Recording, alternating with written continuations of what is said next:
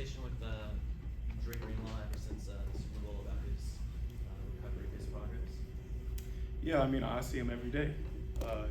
That boot on his foot's getting smaller and smaller, day by day. He's working to getting back to on his 2 feet, and, he's as optimistic as he can be, right? I mean, that's such a devastating injury, especially that time of the year, the last game of the season. So, I felt for him, obviously, in the moment that it happened. I felt for him ever since, just checking in with him often. And like I said, he's had the best mindset just about it, and continue to stay optimistic and knowing that he'll be back stronger than ever. What's it been like just working with Nick now on the defense? How has that been different so far? It's early, but just how's that process going? Yeah, it's great. I love Nick. I love what he brings to the table, and I think he's always been a really smart and valuable asset to what we do on defense. Ever since he came onto the team, he worked a lot with the linebackers early on, and kind of has bounced around with some of the defensive backs. And now he has his opportunity, to lead the defense, and I have full confidence in him. I think the way that his mind works and his ability to teach is exactly what you want, and so I'm really excited to work with him. Have you had much contact with Brandon Staley? Has he been involved in it? Yeah, he's been around. As I've been working out here, we got a couple opportunities to just sit and chat with one another, and I love, what he's going to be able to bring to our defense, and kind of implementing different things in his mind, the way that he works. You could tell, that he's been around for a long time and knows his stuff, and so I'm excited to have him as well. What was your reaction to seeing Armstead get cut? A little bit surprised, big surprise? Yeah, I mean, huge surprise. For ever since I've been here, that's been, we called him the blueprint for how to be a Niner. That was the longest tenured Niner that's been here, and a guy that's done it right through and through. To say I've been in this thing long enough where at this point nothing surprises me. There's decisions that have to be made. This is a business at the end of the day. And, for him, I'm happy for him and the new opportunity that he has in Jacksonville to go and succeed there and provide for his family. And we obviously got some big shoes to fill at that position. And it's not up to just one guy to just come in and be the new Eric Armstead. It's going to take, the whole group to elevate their game to make up for that. So, yeah, I'm sad to see him go for sure. Any sense that, not you personally or several of your guys, but that this core group may not have much longer to go, just exactly intact like that? That's part of the business. I don't know how long the core group is going to be around, and you got to treat every year like it's your last. And you don't know how long you're going to be together, so you got to make sure that you go all out every single season that you have, because that window for winning Super Bowls, it's not always open, but as long as I've been here, it's been open, and so we got to make it happen. How much does this draft is especially big because of that? We know the window's still open, and you guys are obviously very good. And you want to see guys drafted who can help right away. I always want to see us draft great players. You don't want to see us draft bad players. So I think the draft is always really important. Obviously, you see how important it's been here, and guys playing a lot of snaps, as rookies and as young players here in this organization, and being staple players for us. And so I am excited about the draft. Every year is important for the draft, though. Fred, tell us about Nick Sorensen and what you think of him, and how you think he's going to ascend to the DC spot. Yeah, like I was talking about, I really like Nick. I think having played the game for a long time, he knows a lot of ball, and I think he did a great job the last couple of years of doing the ball meeting. People talk about how important the ball is around here. Taking the ball away, protecting it on offense. He was the one that ran that meeting and did such a great job with it. In part of doing his job on defense, but has that leadership ability to be able to stand in front of a group and command the room. So I think he's going to do a great job. I'm really excited about him. How much does his experience in your system in the past, how much is that going to help the transition this year as opposed to last year where it was a little challenging? Yeah, no, it's going to be great. I think it'll be a great transition. That helps, the fact that he knows the system, has been around it, and we just got to get better at the fundamentals and technique of what we do, as well as implementing, some tweaks in there as well, because we've been running the same thing for a long time. Teams know we're running. You know, we're not afraid of that. You know, they know we're running, but we're going to run it better than you know, than whatever they know that how we're running it, right? So I think that's the whole key to what we do. But there does have to be kind of some tweaks in there to make sure that we are switching things up a little bit. And I think Nick's going to do an amazing job. How much of a role do you expect to have in terms of those tweaks and actually shaping what the scheme looks like? Oh, my role's always been to just go out there and execute whatever they tell me to do. You know, I'm obviously at a point in my career where I'm extremely confident in my abilities and helping lead the group day in and day out. So I'm going to continue to do that and find ways to get better to ultimately help the team win games. Do you think that's why they brought in Brandon Staley to sort of have a new set of eyes, because teams do know what you guys are going to do, and he can sort of help you kind of go in a different direction?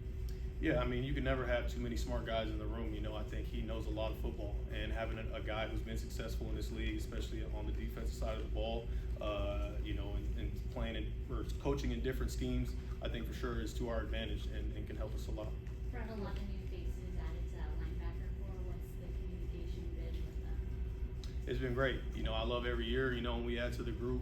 Devondre's been obviously awesome as a seasoned veteran in this league, and I've watched and admired his game for a long time, being an all-pro and pro bowler, and adding him to the group I think is going to be really big. And Ezekiel being a stud for Arizona for a lot of years. We came out the same year, and I always knew 47 on Arizona because that was the guy we were always circling in the special teams meetings as the guy that we had to stop, you know. And so I think both of them as free agents, and then whoever we add in the draft, rookie-wise, I think are just going to make our room better.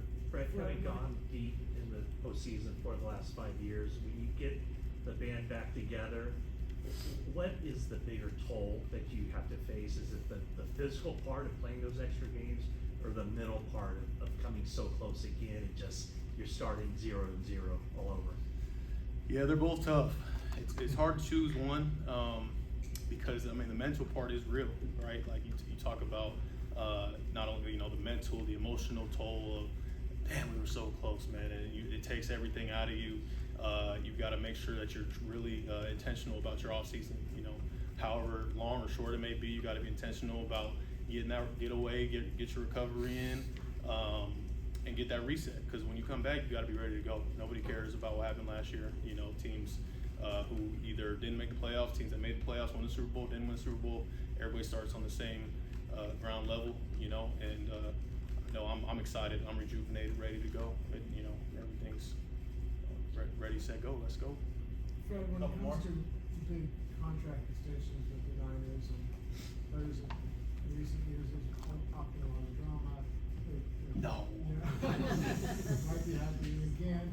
Yours was kind of the exception. You signed relatively early, mid-July, and we didn't hear anything about that. I mean, was it pretty drama-free, and do you have any advice you could send any of your teammates? Yeah, man. I mean, it's always, you know, a lot of things happen behind the scenes that people don't see. Even though people, you know, you say that I had a drama-free experience. My experience was great. You know, there was constant communication between my agent and you know, the guys who were involved in that deal, and we got something done that was, you know, great for both sides. But anytime there's that amount of money on the line, you know, you're talking about, you know, tens of millions of dollars that you're being paid to, you know, to perform at the highest level. It's going to take time, you know, and so whatever that takes. And you see that obviously even the guys that a lot of things happen behind the scenes or out in the media or behind the scenes, whatever, after it's done, you usually don't really hear about it again, you know, and those guys usually perform at a high level and do a lot of good things for us. So yeah, I mean, there's, you know, whatever, it is what it is. It's part of the business. And yeah, I can only speak on my experience, right? So. Fred, you were the recipient of the Dwight Clark Award, and this year it's going to Dre Greenlaw. How proud are you of him and what he's become in his NFL career? Yeah, I'm so proud of him.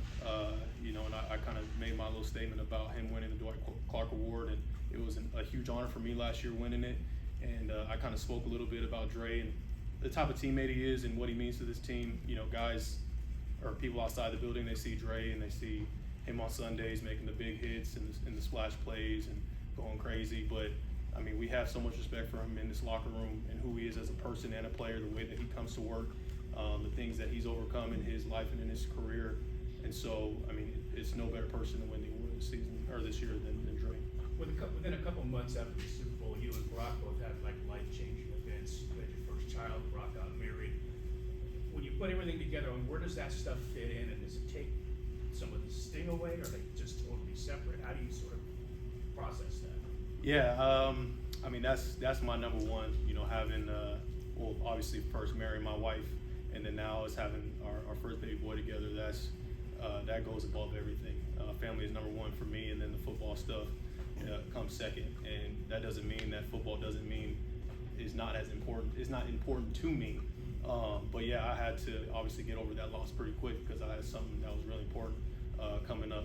And you know, I think that they both play hand in hand as well. You know, I think now I have even more to play for in this game. I already had a lot of motivation, a lot of inner drive, but to look at my son every day and know that I'm playing for something else as well, it could get pretty scary. Was that first pitch of the Giants game a sleep deprivation? Yeah, so like the pitch, we can go in detail about the pitch, but you know, I guess that's what happens when I guess when you don't warm up. You know, you overshoot it, and then or I guess you don't overshoot, you undershoot, right? So yeah, I'll leave that to sleep deprivation. I like that. Do you think maybe you should get another opportunity to? I would make love up one. that? I would love one. I would never turn it down.